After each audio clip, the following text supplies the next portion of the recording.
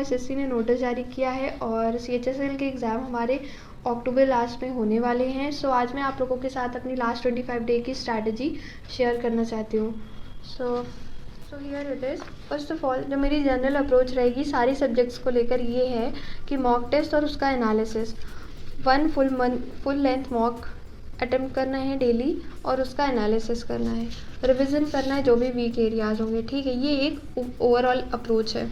सबसे पहले आते हैं मैथ्स में हमारा सिलेबस कवर होगा। ठीक है, और जिनका भी सिलेबस अभी कवर नहीं है या थोड़ा सा है रह गया है तो उसको छोड़ो। अब इन 25 डेज़ में ज़्यादा से ज़्यादा रिवीजन पे फोकस करना है। मेरा भी अभी सिलेबस कवर नहीं है, बट हाँ मैं अब रिवीजन पे ज़्यादा फोकस करूँगी। ज़्यादा से ज़्यादा सेक्शनल मॉक अटेम्प्ट करने हैं और जो भी सेक्शनल मॉक में क्वेश्चंस नहीं आ रहे हैं, for example profit and loss के क्वेश्चंस नहीं हो पा रहे हैं, तो उनका वन शॉट लेक्चर देखकर उसको कंप्लीट करना है। मैं प्रॉफिट एंड लॉस एक बार मेरा पूरा कवर है, बट हाँ हो सकता है कहीं कुछ रह गया हो, तो वन शॉट लेक्चर देखकर उसको रिवाइज करना है और फिर उस क्वेश्चंस को अटेम्प्ट करना है कि आपसे हो रहे हैं कि नहीं। और हाई वेटेज टॉपिक्स एक कॉपी में नोट डाउन कर लो कि हाँ ये क्वेश्चंस रिपीटेडली पूछे जा रहे हैं। जैसे कि फॉर एग्जांपल इलेक्शन के क्वेश्चंस हो गए, या डिसऑनेस्ट शॉपकीपर हो गया, और एसआईसी या इंस्टॉलमेंट के क्वेश्चंस हो गए, या लीनियर एंड सर्कुलर रेस के क्वेश्चंस हो गए, या थीफ एंड पुलिस के क्वेश्चंस। तो ये क्वेश्चंस रिपीटेडली आ रहे हैं, तो इन पे ज़्यादा जो क्वेश्चंस रिपीट ज़्यादा हो रहे हैं उन पे ज़्यादा फोकस करना है, और जो खुद की वीक एरिया है उस पर भी ज़्यादा फोकस करना है। ठीक है, फोकस करना है कैलकुलेशन पे। Square root, cube root, table ये हमारे फिंगर टिप्स में होने चाहिए। ठीक है, तो जनरल अप्रोच ये है। और मेरी जो मैथ्स की स्ट्रैटेजी है ये रहेगी कि पर डे एक सेक्शनल मॉक अटेम्प्ट करना है और उसका एनालिसिस करने में जो भी मेरा क्वेश्चंस नहीं हो रहा उसका वन शॉट लेक्चर देखना है और फिर उस क्वेश्चन को अटेम्प्ट करना है। ठीक है, और कैलकुलेशन प्रैक्टिस करनी है, फॉर्मूला रिवाइज करना है। ये मेरी मैथ्स की अप्रोच है लास्ट 25 डेज़ की। और मैं one shot lecture maths mania sir है वहाँ से कवर करती हूँ, और वैसे तो मैंने भूतेश सर से अपना मैथ्स का आधा से ज़्यादा सिलेबस कवर कर रखा है, बट हाँ कुछ चीज़ें होती हैं कि अब आप पूरा गो थ्रू नहीं कर सकते, तो मैं वन शॉट लेक्चर से रिवीजन कर लेती हूँ। नेक्स्ट आते हैं रीजनिंग में। रीजनिंग मैंने कमल सर से पढ़ा है और उन्होंने काफ़ी अच्छा पढ़ाया है। रीजनिंग के लिए मैं स्पीड एंड एक्यूरेसी है उस पर ज़्यादा प्रायोरिटी दूंगी।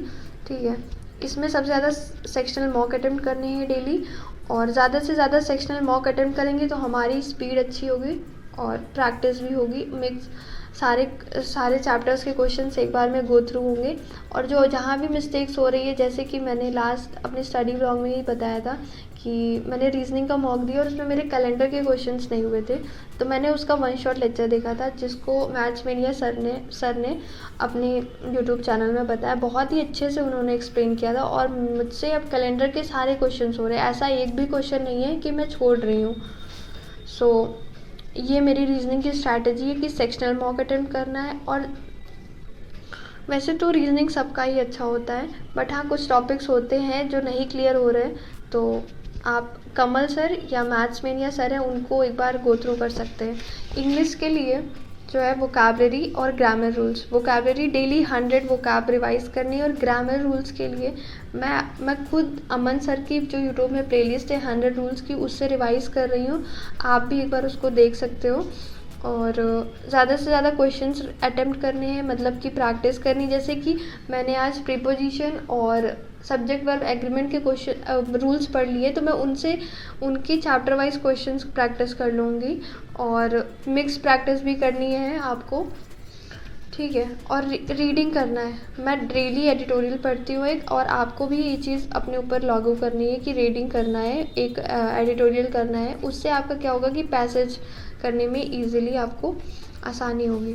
ठीक है, 4th पॉइंट आता है मेरा जनरल अवेयरनेस को लेकर। इसमें मैं आपको ये बोलूँगी कि देखो भाई, जो भी मोस्ट इम्पॉर्टेंट टॉपिक्स है स्टैटिक जीके में उस पर फोकस करो, और हिस्ट्री में जैसे नेशनल मूवमेंट्स हो गए, पॉलिटी में अमेंडमेंट आर्टिकल्स, इनको एक बार गो थ्रू कर लो। ओवरऑल पूरा पढ़ने से नहीं होगा, जो भी इम्पॉर्टेंट है सिर्फ इसमें ये, क्योंकि जीएस एक खुद में बहुत ज़्यादा वास्ट सिलेबस है, और इसको इतनी जल्दी कवर अप करना इन लास्ट 25 डेज़ में ये है कि अगर हाँ आपका सिलेबस कवर है तो रिवीजन काफ़ी इजीली कर सकते हो, बट मेरा सिलेबस अभी नहीं कवर इतना। बट हाँ जितना भी कवर है मैं सिर्फ उनका ही रिवीजन करूँगी, कुछ भी नया अब नहीं पढ़ने वाली हूँ। जैसे कि मेरा पॉलिटी कंप्लीट है तो मैं इसको अच्छे से रिवाइज करूँगी। ज्योग्राफी में सेंसस के क्वेश्चंस बहुत पूछे जाते हैं तो इसको, और हिस्ट्री में बैटल्स वगैरह मोमेंट्स हैं, और ज़्यादा से ज़्यादा PYQ अटेम्प्ट करना है। और रिविज़न इसमें बहुत इंपॉर्टेंट है, रिविज़न करना। अब ये नहीं पता कहाँ से कौन सा क्वेश्चन उठाकर पूछ ले, बट हमें खुद पे ये है कि हमें अप्रॉक्स एग्ज़ाम में एटलीस्ट 15 to 16 क्वेश्चंस तो अटेम्प्ट करने ही करने हैं, अगर आपको रैंक अपना, अगर आपको कट ऑफ क्लियर करना है तो ये होगा। और लास्ट पे गोल्डन टिप्स ये हैं कि देखो, इन लास्ट 25 डेज में मुझे ज़्यादा मॉक अटेम्प्ट करने, 20+ मॉक्स करने फुल लेंथ के, और सेक्शनल मॉक तो हर सब्जेक्ट का डेली करना ही करना है, और रिविज़न करना है फॉर्मूला, वोकैब और GK GS तो करनी ही है। और ये तो सबको ही पता है, एग्ज़ाम ऑर्डर सबसे पहले GK रीजनिंग, और सबसे ज़्यादा हमें एक्यूरेसी पे ध्यान देना है rather than number of attempts में, क्योंकि नेगेटिव मार्किंग किसे ही चाहिए। सो ये थी मेरी लास्ट 25 डेज़ की स्ट्रैटेजी। मैथ्स के लिए जैसे कि बता दिया है, सेक्शनल मॉक और 1 शॉट लेक्चर्स, अगर सिलेबस कवर है और बस एक बार रिवीजन करना है तो, ये नहीं कि, ये मैं बिल्कुल नहीं कहूँगी कि आपने वो कोई टॉपिक बिल्कुल नहीं पढ़ा है और 1 शॉट लेक्चर देखकर उसे कंप्लीट कर लो ना, ऐसा बिल्कुल नहीं करना है। अगर आपको बेसिक्स आते हैं तभी आप 1 शॉट लेक्चर देखो, ऐसे देखने की कोई ज़रूरत नहीं है। जो चैप्टर्स पढ़ लिए बस अब उन पर ही ध्यान देना है और इसमें अपना बेस्ट देना है। So that's my personal 25-day plan for SSC CHSL preparation. Remember, consistency or smart revision and practice are the keys. I hope this strategy helps you to stay focused, give your best, and all the best for your exam.